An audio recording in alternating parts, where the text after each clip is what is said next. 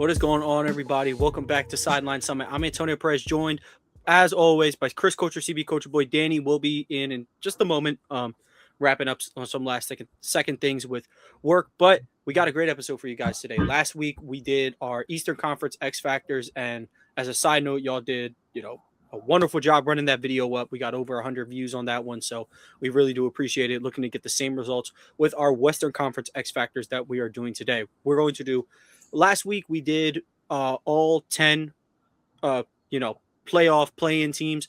Only going to limit it to 8. So that's going to be Thunder, Spurs, Rockets, Nuggets, Timberwolves, Lakers, Clippers, and Suns. Those are the only 8 teams we're going to do. Warriors. It even pains me to talk about them from a basketball standpoint at this moment. And we're not going to talk about the Blazers. Shout out to them. They're having an incredible year, but most likely not going to be a championship level team.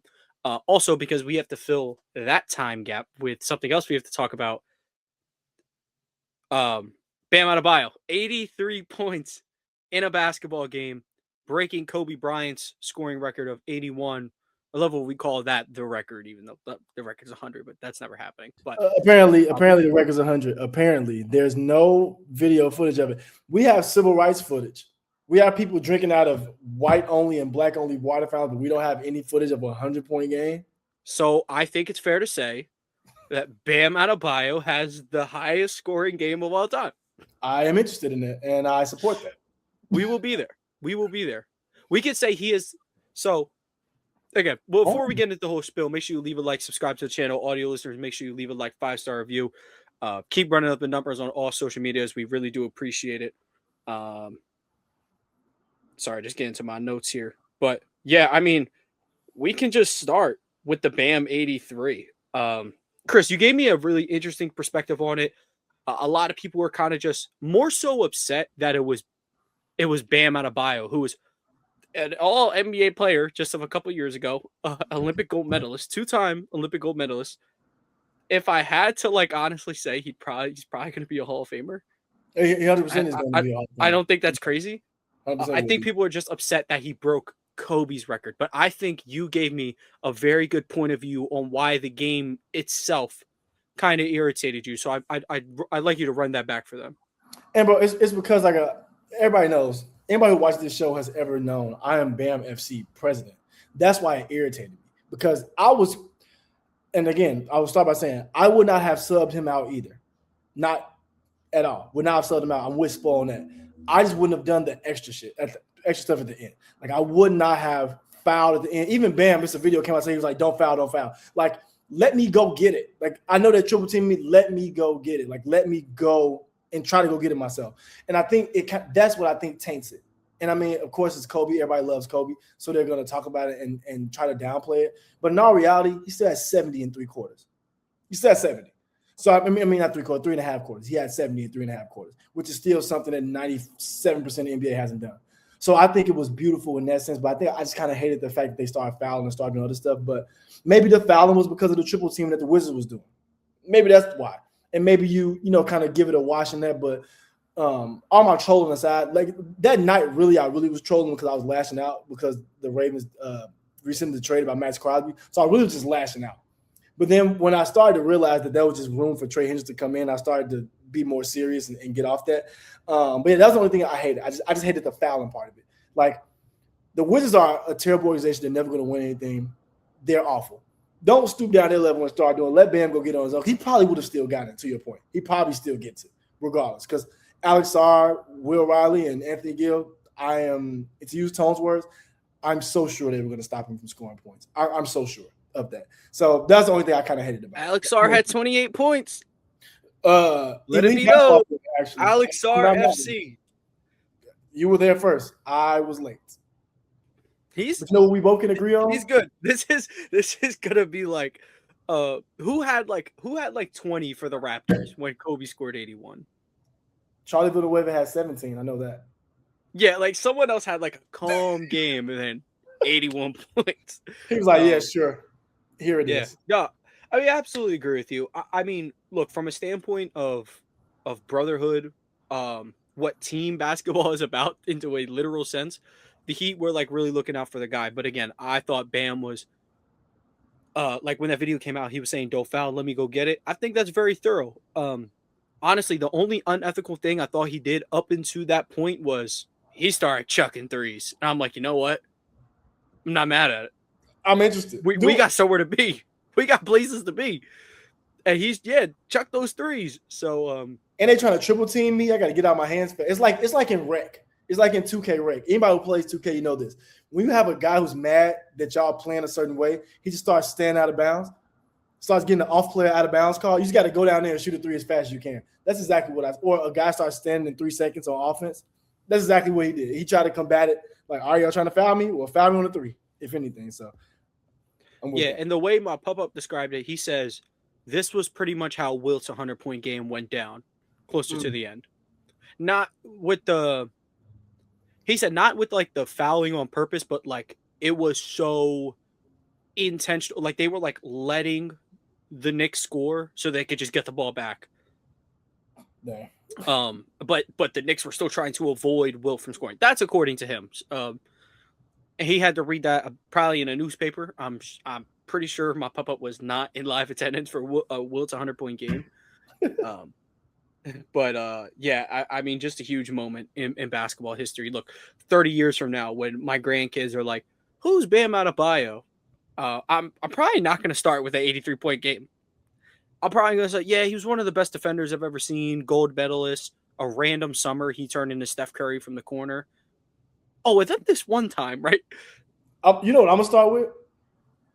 He's the husband or former boyfriend, however words out, of the greatest women's basketball player of all time. That's what I'm going to start with. Angel Wilson's husband? Yeah. What you know about him? That's a deep pull, son.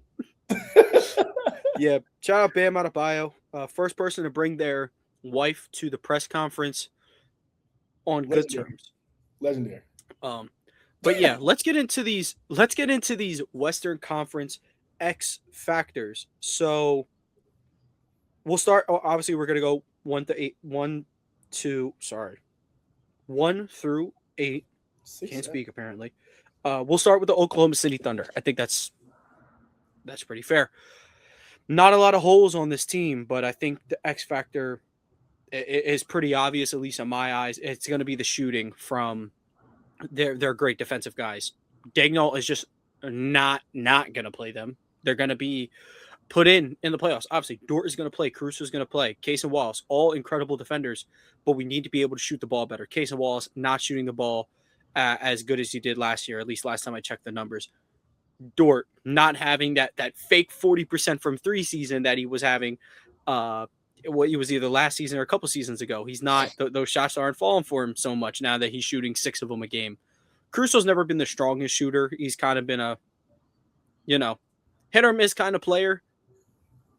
Even Aaron Wiggins isn't shooting anywhere near as good as he was last year.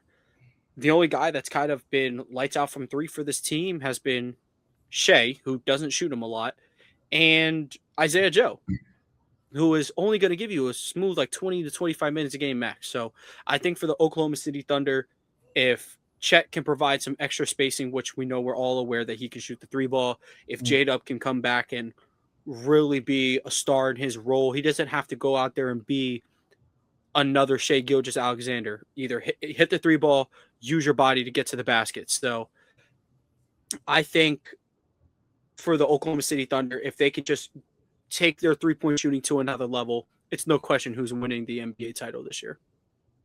I'm down. Mine is, and I've had a couple of these in our discussion. Mine is rotations, right? And I think it's kind of similar to the point you made. These guys are going to play.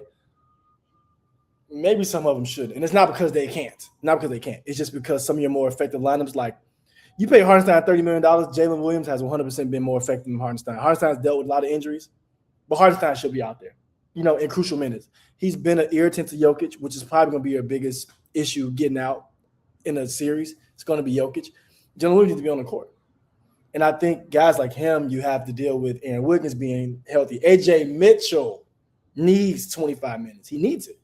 With or without Jalen Williams, because it gives a spell to Jalen Williams or Shea when they're not on the court. He needs that. He needs those minutes. So I think the biggest thing for me is going to be rotation and how he does it.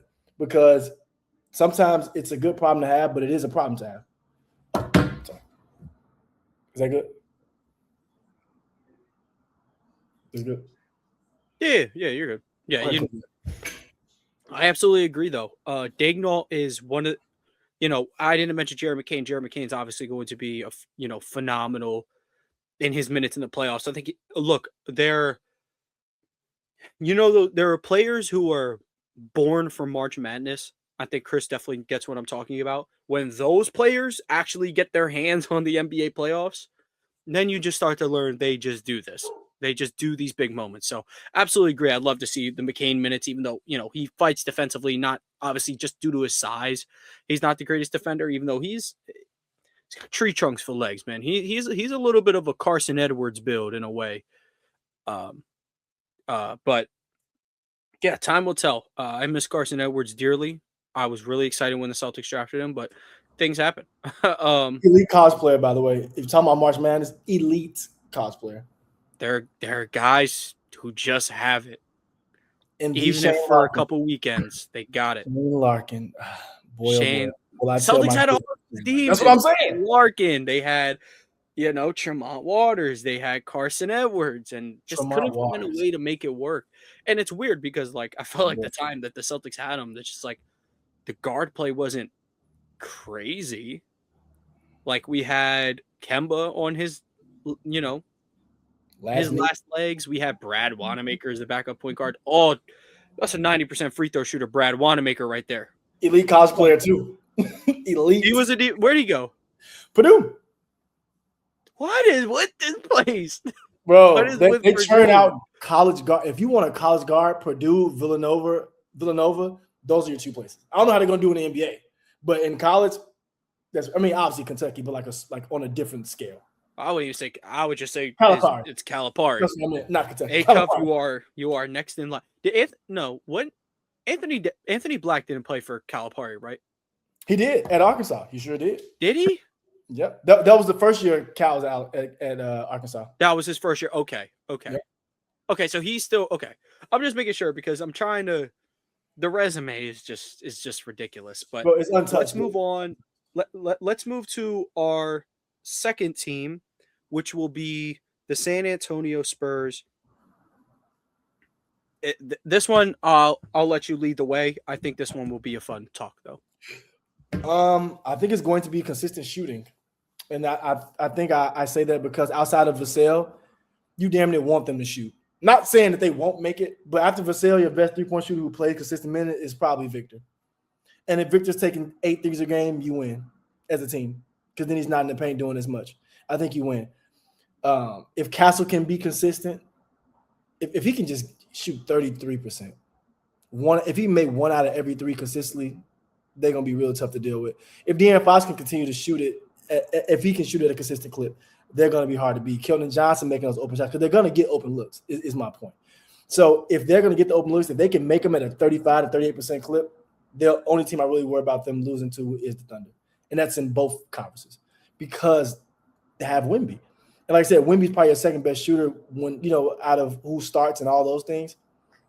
Carter Bryant, if he can give you anything from the corner, you know what I mean? It just makes their team so much more scary. So I feel like it's going to be consistent shooting for them.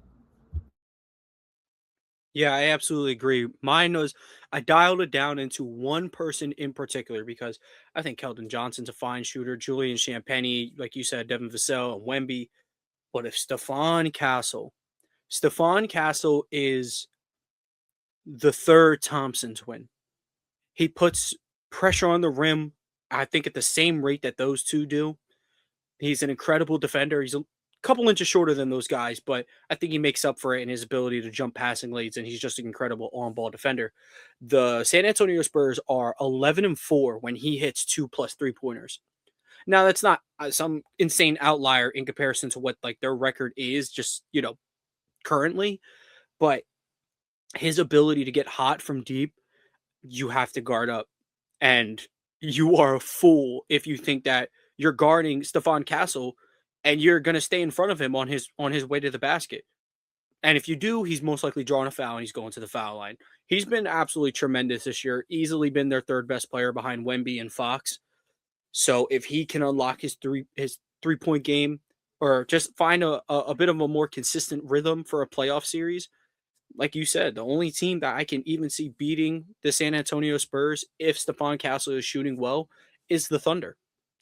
And that's not even a guarantee because they have played them extremely well. So, yeah, absolutely agree. So, the first two teams in the conference, it really just comes down to 3-point shooting. This will change at some, well, for for the Thunder, you said it's really the rotations. But for me, shooting has been king so far. But this Loki might be, I think this, according to my notes, this should be the last time I bring up shooting as a whole. So, Yeah, I agree with you 100%. Though I think shooting for the Thunder is 100% correct too. I think I wanted to go a different route, obviously, because you said the same thing, but we easily could have both just agreed on that and kept it going. Because again, same thing with Wendy. They're going to have so many open looks because of how you have to collapse on the best player, shoot best two players when J Dub's out there. So I feel like they're going to have so many open looks. You got to be able to, like you said, to your point, shoot. yeah, I'm gonna be honest. When we were talking X factors with the Thunder, it's like, dude, nothing matters. They have Shea. Like, was that his Steph Curry game? The way downtown against the Thunder? Was that his version of that? Like, this MVP is all but locked up, man. Bro, two He's back-to-back step back threes he's going the incredible. separate way.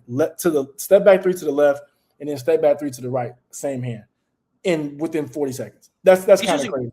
he's just incredible because, like, okay, the main argument between like best in the world between him, Giannis, and Jokic, and then it kind of just became a Shea and Jokic thing because Giannis has been hurt. But like Shea, I'm gonna bring some like fugazi things that really shouldn't be brought into a basketball argument, but he had like the charisma and like aura that more kids look up to. However, hear me out. He is still efficient enough that the basketball geeks, not efficient enough, excuse me, the most efficient jump shooter overall in the NBA, and he's the best rim finishing guard in the NBA by a long shot. So the fact that he's loved by, the hoop head eye test fans, and then he's also loved by the analytical geeks. It I don't know how I can't crown him number one in the world right now. It's been ridiculous. Now I remember when Steph Curry won his second MVP. There were talks about, oh, is he potentially better than LeBron? And then he went to the finals and LeBron whooped him. Now there's a small forward who plays in the Eastern Conference, right? Swiss Army knife kind of deal. And they're gonna get to the finals, and Tatum's gonna whoop them. So that that my take on it. All I'm saying is, I told y'all weeks ago that if and when Tatum did come back, he would be out because of Lou Dort management. I think that's the greatest thing of all time. I don't know whose call that was. I don't know if they just randomly picked. All right, you played 3 games, you need to chill. No, that is literally Lou Dort management. They said, "Oh, Lou Dort's out there tonight." Yeah, nah, we're not doing that tonight. So sorry, That's hilarious, man. Dude, that's so funny. we're not doing that. Yeah, let's move to the Rockets. Rockets are a fun one. They are a team that, people talk about the Minnesota Timberwolves being a coin flip. I have flipped the coin on the Rockets so many times this year. Before the game of the season, I said they're going to win the NBA championship.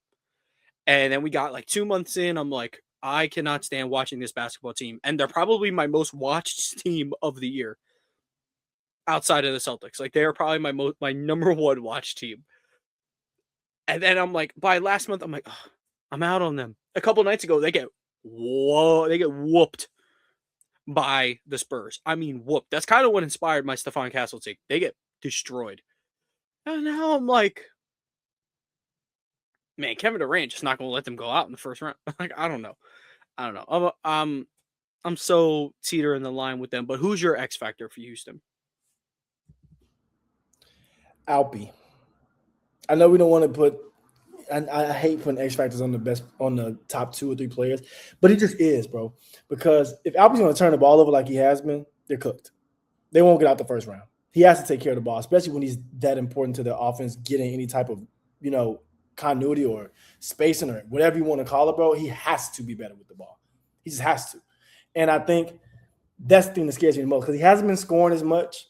I mean, obviously you have Kevin Durant, but it's not like they have Kevin Durant and Russell Westbrook. They have Kevin Durant and then Reed Shepard. No offense to Reed Shepard, he's been hooping. They have Jabari Smith Jr. Like, Alpi should be scoring more because of the attention on Kevin Durant. So I think he doesn't rebound as well. Like as the center, he doesn't rebound as well. And I think though the rebounding and the turnovers for him are the things that hurts because at some point Ime is a guy who he'll play Clint Capella in the playoff series over in stretches. He will. I know he will. I know he will. And that just doesn't bode well for the team because you need his scoring, you need his ability to be able to play back to the basket, to be able to pass out the post, play DHO. You need his abilities. You need him. And you need him to be the person that had people call him Baby Jokic, and he hasn't been that. So I think for them to really do any damage in the postseason for real, he's going to have to be that guy. Yeah, and it's really funny because remember a couple weeks ago when we were talking about the Rockets, Danny was like, "How?"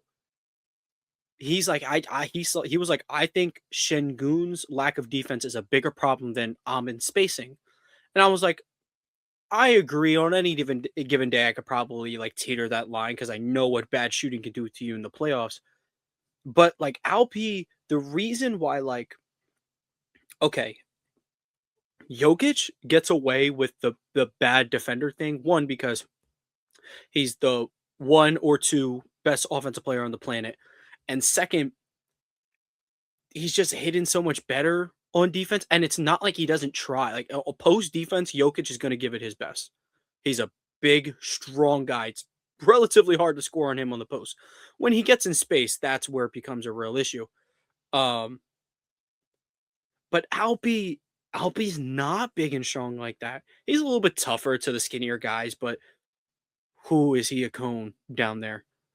Wemby, the first 2 years, Alpy kind of used that strength to really get at Wemby, and he had some good performances.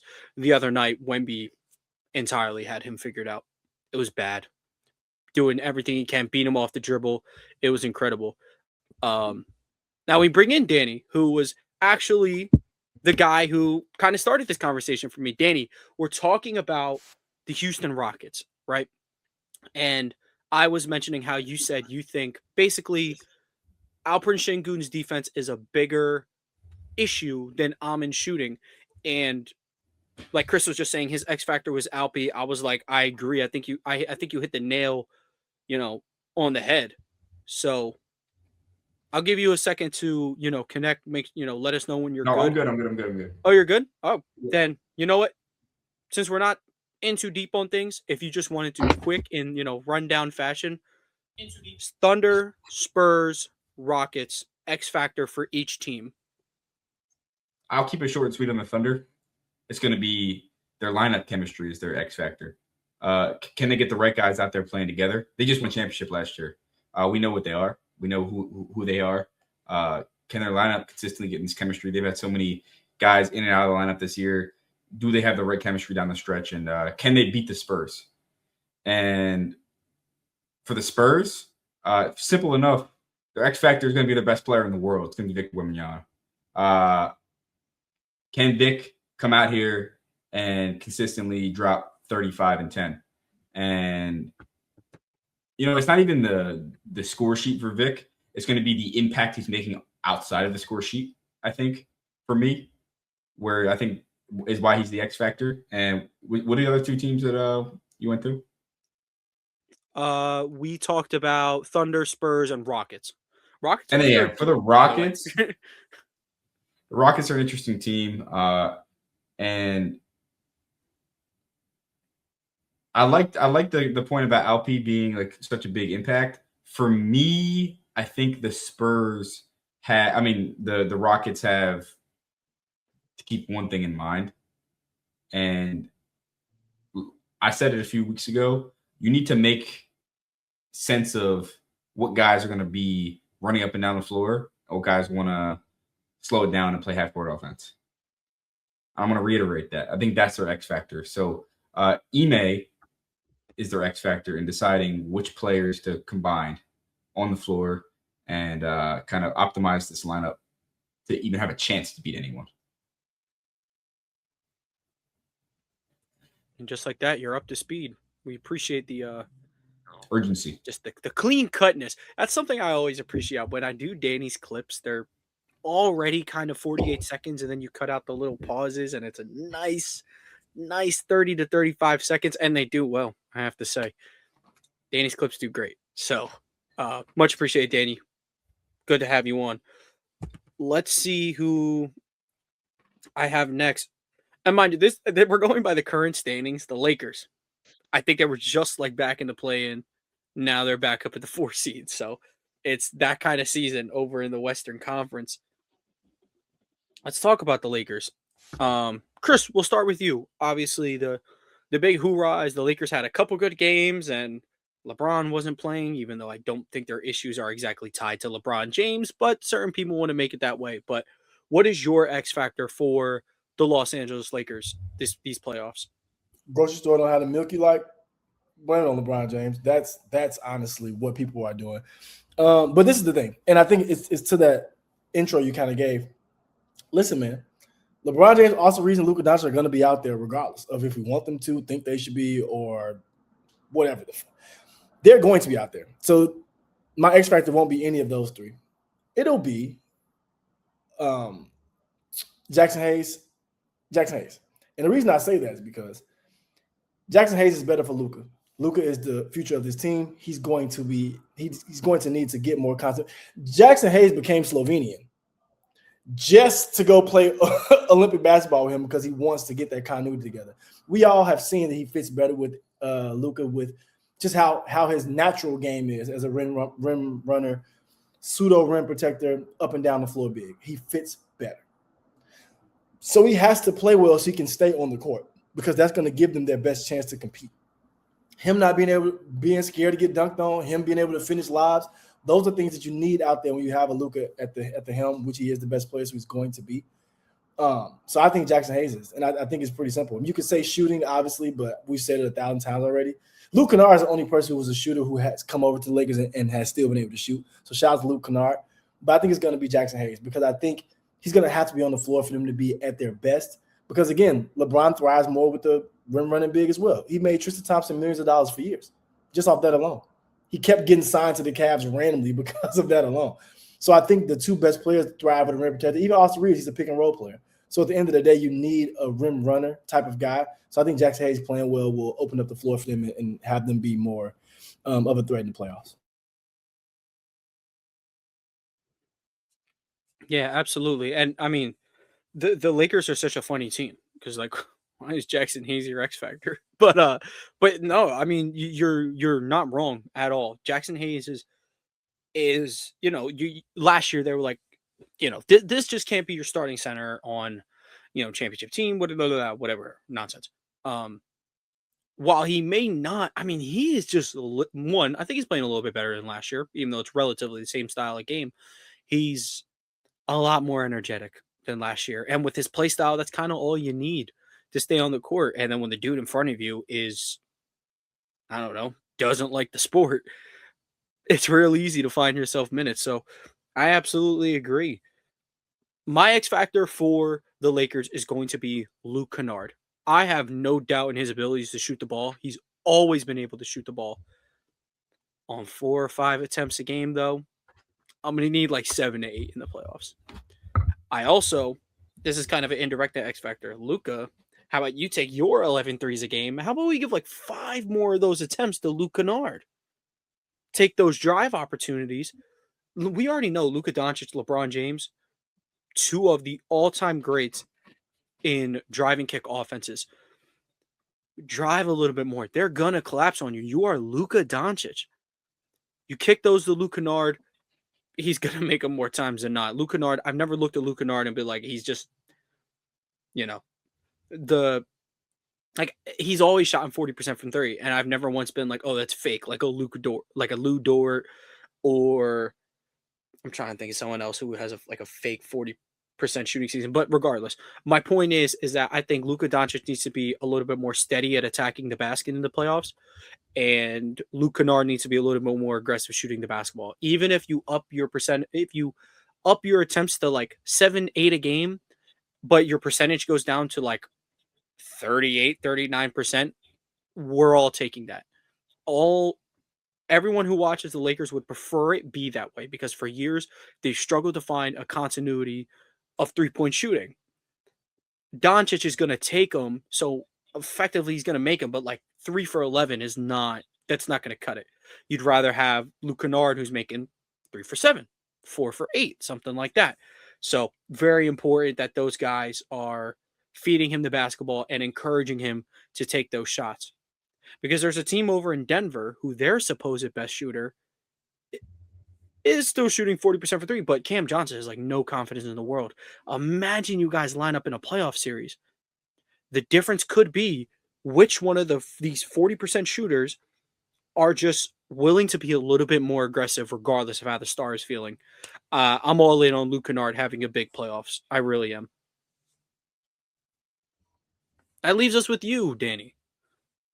Yeah, I think the clear and obvious answer for me is Luka Doncic and LeBron James are known quantities at this point of their career. At this point, it's going to be the spark plug that Austin Reeves can be for the Los Angeles Lakers. Do you have that third scoring threat on a night-to-night basis? And he's been phenomenal this year, nothing short of it. So can he consistently be the spark plug and elevate his game? We've seen him even drop 40. We've seen him look like he can go out there and probably drop 80, 83 like Bam. So the reality is, can Austin Reeves go out there and consistently give what he's doing on a night-to-night basis in the regular season and go give more buckets in the playoffs? I saw this on the Numbers on the Board podcast. My guys, absolute favorites. They were discussing I don't know, like, I think the basis of the argument is who would you start a team with, Austin Reeves or Derek White? And I think because of Austin Reeves' just like obvious offensive prowess, you would choose Austin Reeves. But the way I think you could also see it is I think if Derek White is like your chip number one, you are closer to a championship team. But I guess you would have to land a star after that. But a point another person was making is like neither of them will ever be number ones. Austin Reeves is 27. He ain't no young star. He's 27. Derek White's like 30 or 31. So I don't know. I don't know. I see the vision for both. I think Austin Reeves would probably be picked by most people if it's like literally him by himself and he has to be the star of the team. That team would stink, but he'd play better. So, yo, Chris, let me ask you a question. Austin Reeves or Jamal Murray? Jamal Murray. Jamal Murray's a better basketball player. I'm not saying that. I'm saying to start the basketball team. Jamal Murray. Jamal Murray. And I like Austin Reeves. I don't want to make it sound like I'm hating on Austin Reeves. I like Austin Reeves. There's similar players, similar. Jamal Murray shoots it better. He handles it just as good. He plays the pick and roll just as good. He plays pitch and catch just as good. He plays DHO even better. I just like Jamal Murray as a basketball player more than Austin. Jamal Murray is 29 years old. He is 2 years older than Austin Reeves. Has been in the NBA for about 10 years. 5 more years. Yeah, it's 10 years almost. That's what playing 4 years in college would do for you. So, between what? He was at Oklahoma and Wichita State? Wichita State first, then Oklahoma, yep. Chris, does he play with Shamet? Yes. I asked about Murray because I think they're similar players in their play styles and what they provide as players. They are similar. And I think Murray's a little bit better off the bounce. He's a better shooter. I mean, obviously, no two players are identical besides like he's a better shooter, and he's better off the bounce too. He's a better shooter, better off the bounce. And I think the difference between those two is like with Austin Reeves, he has to get to certain spots on the floor to be at his peak effectiveness. Jamal Murray, with playing with Jokic, this is a thing that came from that.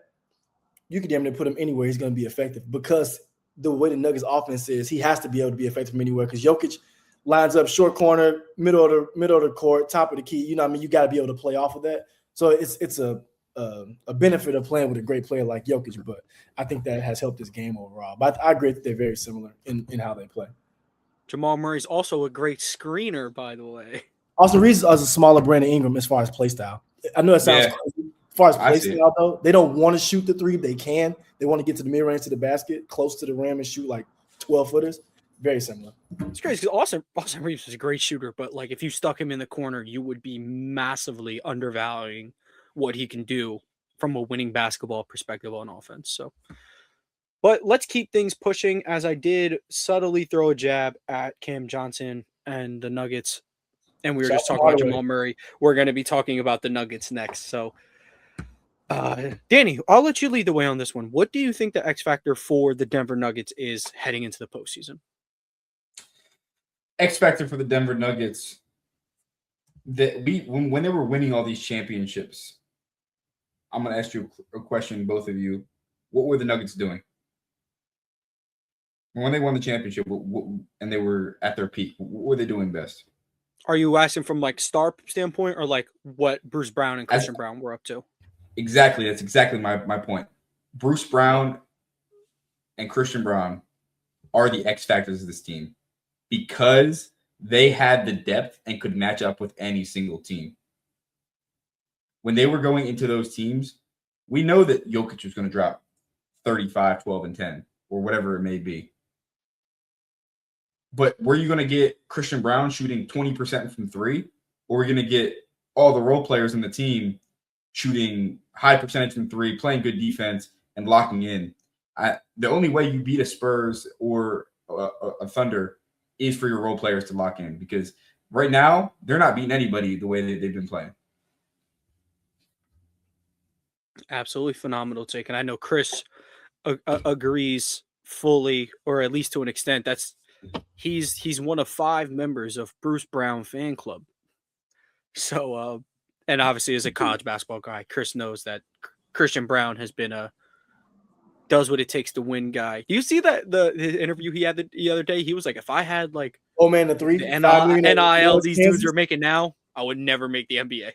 That's the real. He's so real for that though. Yeah, Chris, we're gonna pass the rock to you. I was gonna say. Oh, go ahead, Danny. And let's not forget, Aaron Gordon is included as a role player here. He dropped 50 and made 10 threes in a game this year. Let's not forget that. Because Aaron Gordon was a star of a team too. He just is a role player. Now he was a star in the Magic. So that's lucky for the Nuggets to have that type of role player who's been a star. That's low key. And that's my expert. He's Aaron like Big Drew Holiday. Welcome to the Tobias Harris role, Aaron Gordon. But Chris, expand on that selection for us. Had Aaron Gordon instead of Tobias Harris.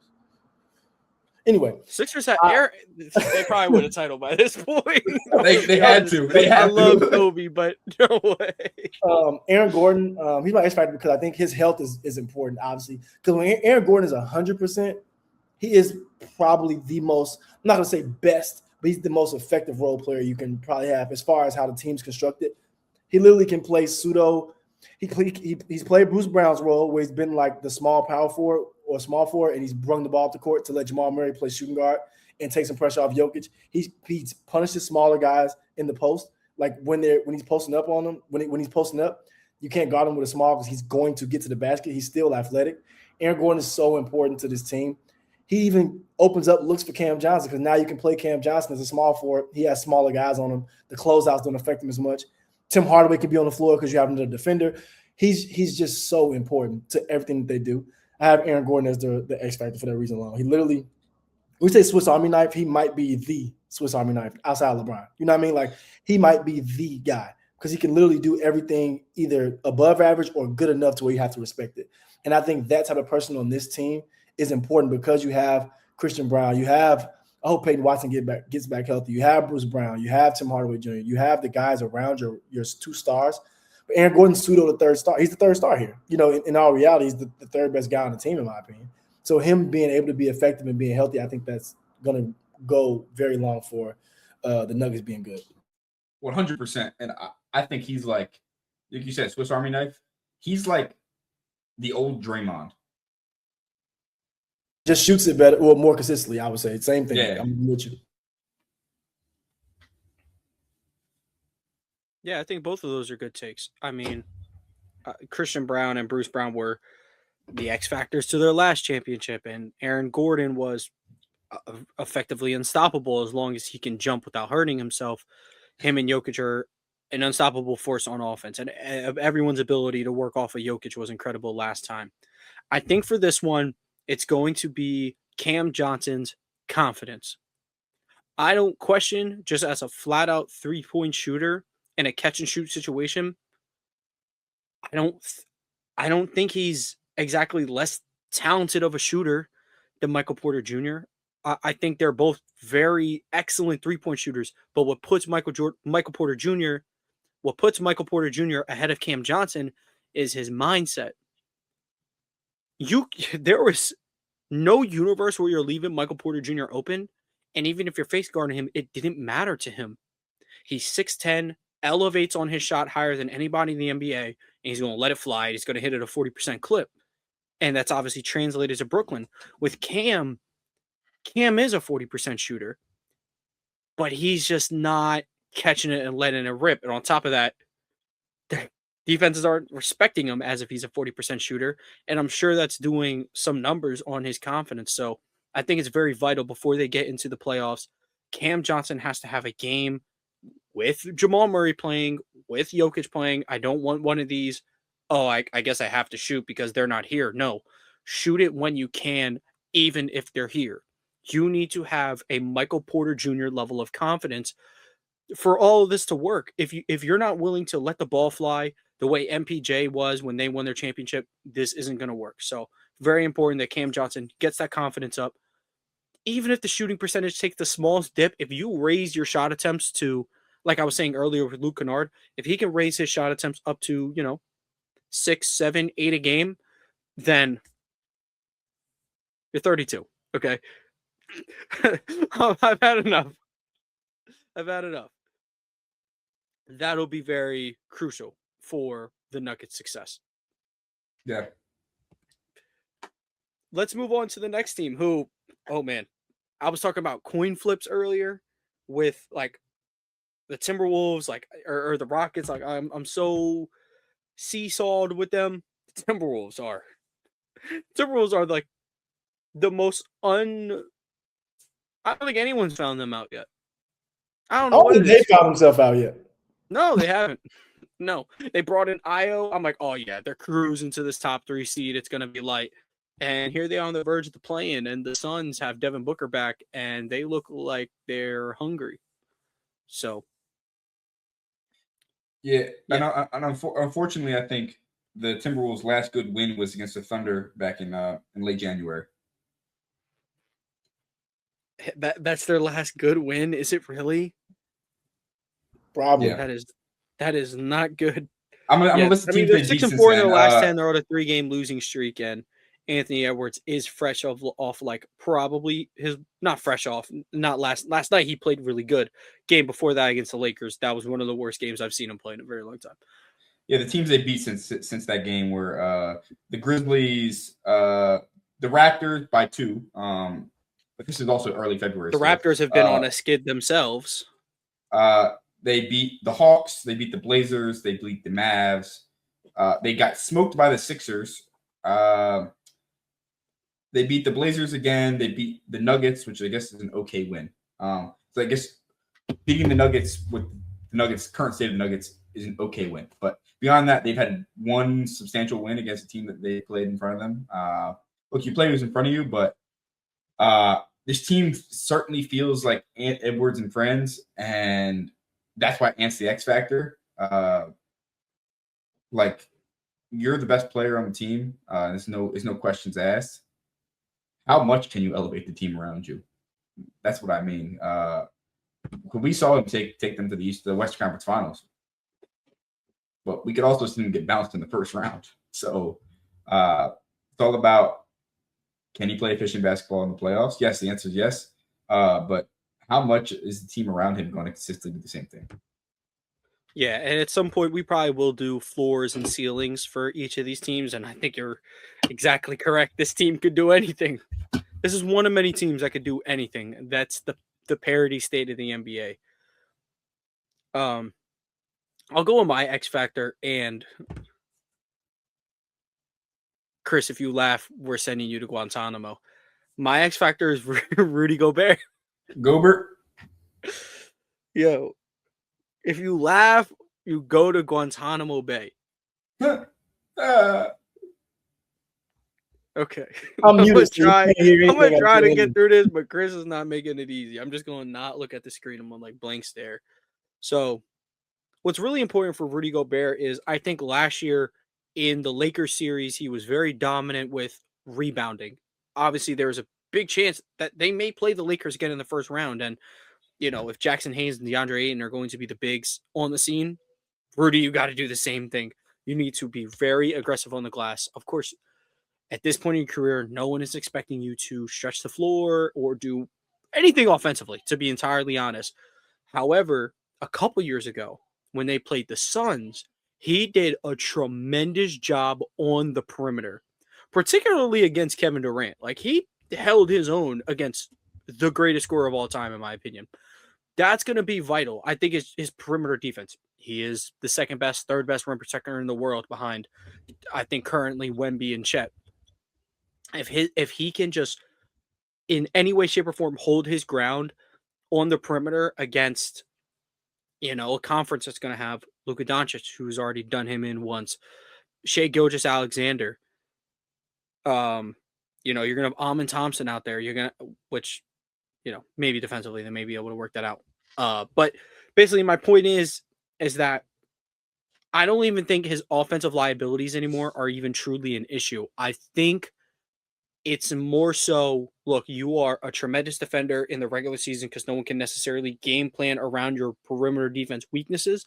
But if you're able to just tap into the fountain of youth even a little bit, don't get picked on, which I don't even think he necessarily gets. Besides that Trey Man game from all those years ago, like, Luka wasn't exactly picking on Rudy Gobert on the perimeter that whole series. It was just that game-winning play. However, 4-time Defensive Player of the Year, I would really like, for one play, game on the line, I'd like you to step up, and I expect more of that come this postseason because I've stuck my neck out for Rudy Gobert on several occasions, especially during the regular season. Like, regular season award, he has been, great defender, but I've had it. I've had it up to this point. Close possessions, be strong out there when you get switched. Hold your ground is pretty much my X factor. Well, I'll go next and make it quick. My X factor is Dante DiVincenzo. And the reason I say that is because he's going to have to play point guard. He's going to have to play heavy man. He's going to have to be out there because this is the thing about Ant. And Ant's a great basketball player. We know that. It's obvious. He's a very good basketball player. It's never been a thought. But he doesn't elevate people. That's not his job. He's a scorer. Kobe didn't elevate people either. His job's out there to be electrifying and to be a great offensive player and defend his position very well, which he does to the highest ability. But DiVincenzo can be their calming force. He can be the guy to get people involved. He's got to be able to make his three-point shots. And he's got to be able to hold his own on defense as well because that's going to keep him out there. That's going to keep Io off the floor. It's going to keep him on the floor, being able to be a disruptor. So I really do believe Dante is going to be the X factor because of his shooting, his ability to defend, and also his ability to be able to get people involved at points in time. He's never been a 5, 6, 7 per game assist guy, but he's been good at 4. But if you give him 35, 38 minutes, he can easily take that 4 to 7. I think that takes the Timberwolves to another level. Yeah, I absolutely agree. When you play that Villanova basketball, you have the itty bittiest of playmaking chops built within your system. So, yeah, I'm not mad at that at all. Let's go to the Phoenix Suns, who, if this was like 5 days ago, I low-key might not have included them in this. Devin Booker comes back and doesn't miss a beat. He had one game where he had 17. It was the Kings. Like, you don't need to play really that much. 27, 32, 30, 27 in his last 4 games, not including the Pacers game he's currently playing. So they're hot. They are, they're picking the pieces back up and they're looking to get out of this play-in. So we can, I'll go first. I don't mind going first on this one.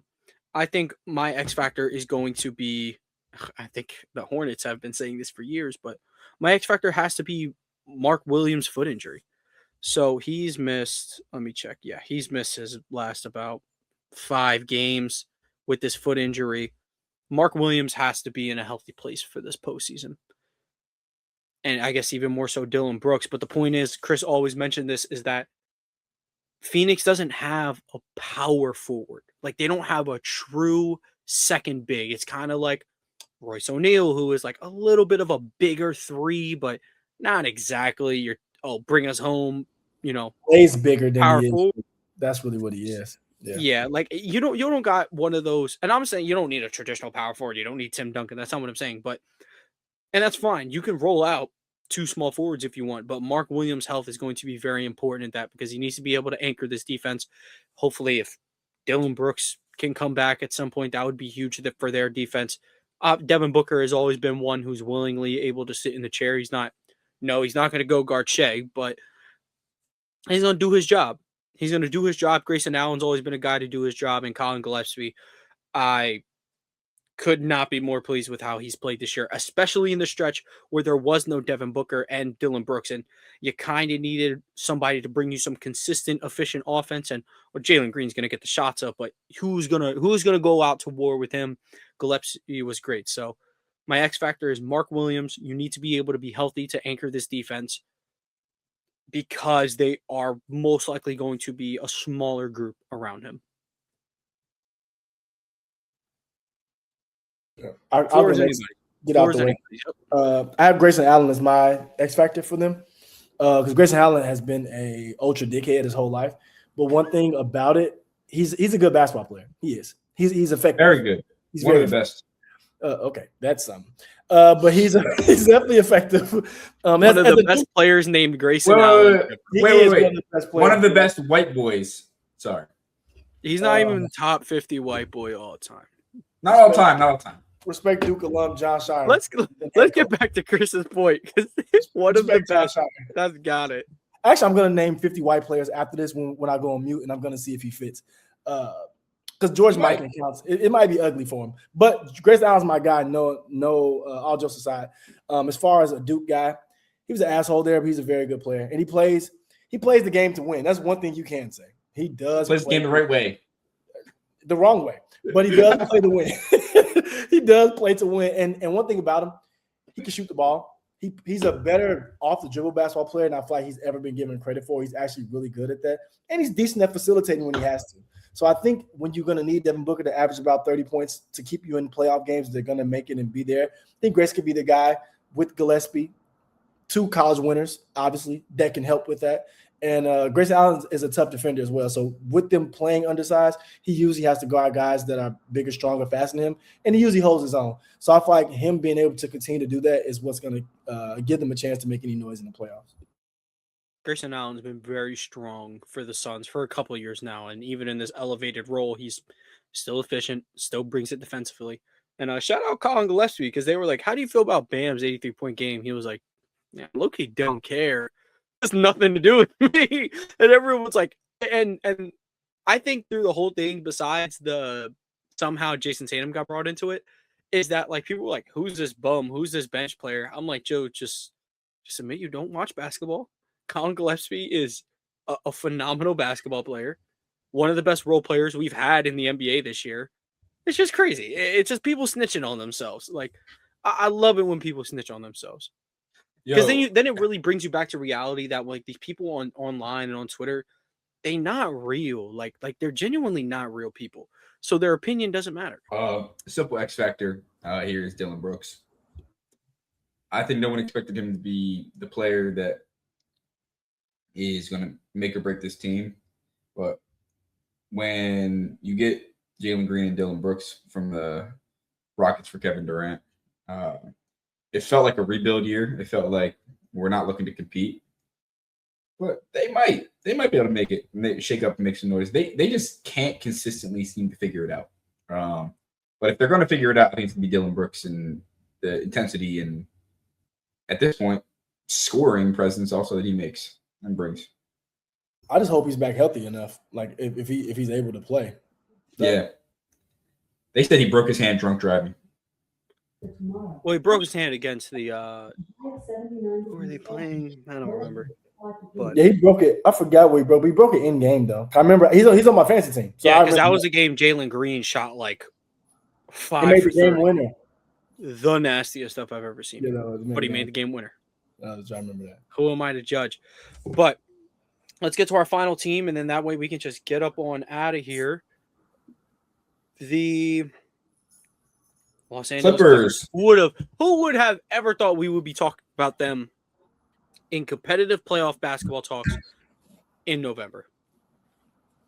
Insane. And it's all thanks to Hey, it's a fight.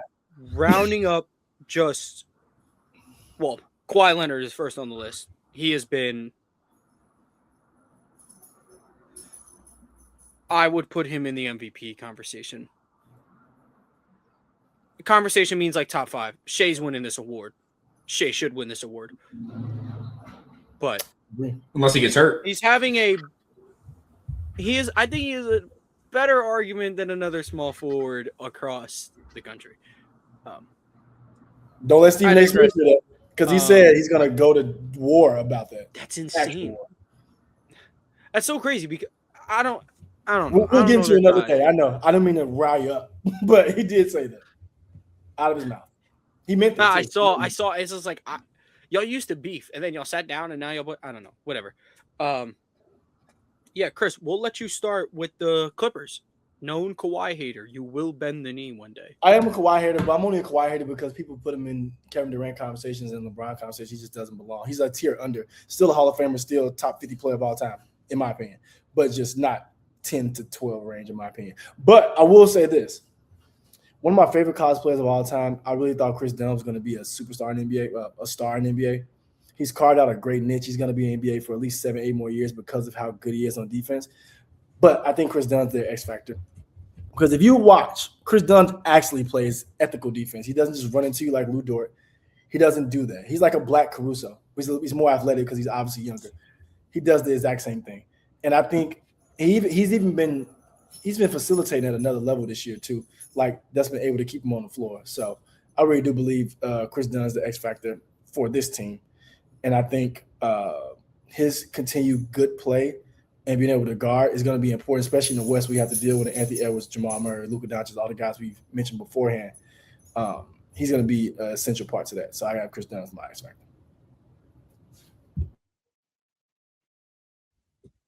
Shout out Chris Dunn. I remember Celtics fans were very upset that we drafted Jaylen Brown ahead of Chris Dunn, and Chris Dunn carved himself a nice career, but glad it worked out the way it did. My X factor for the Los Angeles Clippers is your boy. It's going to be Benedict Mathurin. So Kawhi Leonard obviously brings the first level of scoring punch. He has scored 20 points in 50 straight games or something like that. It's incredible. And he's just coming off that 45 piece. We know what we're getting there. Darius Garland has always been a good supplemental scorer, probably going to get you anywhere between 15 to 20 points per game while being the main playmaker. That's always going to be there. I think it's very vital that Benedict Mathurin brings a consistent 18 to 21 a game for this Clippers team because he's one of the few that can, create his own shot. Maybe not as effective as Kawhi, but that's why Kawhi is the first scorer, and then Benedict Mathurin can be the second guy. He can be the guy when Kawhi needs his minutes on the bench. It's go time. It's, and again, like we mentioned earlier, it's not Anthony Edwards' job. His job is go put the ball in the basket. It's called shooting guard. Benedict Mathurin, same rules apply. Darius Garland going to do the playmaking. Your job's to put the ball in the basket. Benedict Mathurin's job is to put the ball in the basket. That's my X factor for them. If he can put the ball in the basket at an efficient level, have a similar-ish run that he had last year with the Pacers, but in just this elevated role, it's going to be incredible. You never know what can happen. I'm not giving them like all the hope in the world that Clippers can make something shake in the first round, but like Kawhi Leonard has that mode. And everyone knows he has that mode when he gets into the playoffs. It's just a matter of will his knees give out on him. So that's my X factor. Danny, you're last up on the clock. Yeah, my X factor is really, really. You said Kawhi Leonard's been fantastic ever since they traded James Harden. This team has kind of been on a tear, which doesn't really make sense, like logistically. But what it does do is free up minutes and time. I think the same way I felt about the trade for Cleveland is the same way I feel about the Clippers. Garland is what brings the unknown factor to this team. So when you insert Garland to this lineup, if he's healthy, you get guard play that can go out there and actually spark this team next to Kawhi. So that's where I think this team can actually make an impact. And look, they're, I think, almost 70% win percentage in their last 40 games. It's pretty ridiculous. Yeah. They are. I mean, you could argue they've been just the best team and at least one of the 3 best teams in the NBA since December. They've really been on one. They were 6-21. Ty Lue said we got to go. What do you say? 35-20 the rest of the way. Something like that. And they're at like 26-11, something like that. Since it's ridiculous. It's an incredible job by those guys. So that's everything we have for you guys today. Again, make sure you leave a like, subscribe to the channel. Audio listeners, leave a 5-star review. You really showed love on the last episode. Again, we'd really hope for a repeat on this one. From AP New Freezer, Coach by Migos, DC Comics. Thank you guys so much for tuning in. We'll catch you guys next week.